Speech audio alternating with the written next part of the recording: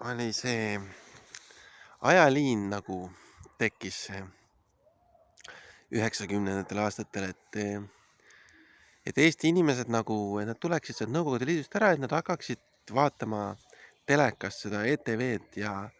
noh, kõigil on kodus see telekas ja kõik vaatavad koos seda ETV-d ja selline on meie siis see riik nagu. Aga noh, enam seda nagu ei järgita, et inimesed nagu tulid sellest ajaliinist ära. Nüüd nagu vaadatakse YouTube'i ja Facebooki ja TikTok'i ja Instagrami ja nagu sellised teisi kanaleid hoopis vaadatakse, kui see ETV ehk siis nagu see riigile orienteeritud ajaliin, et see ei pea üldse enam paika ja sellest on saanud nagu sihuke imaginaarne suurus, mida osad inimesed nagu kogu aeg väidavad, et see võidab, et me oleme eestlased, me ei ole Nõukogude Liidus, onju. Aga tegelikult sellele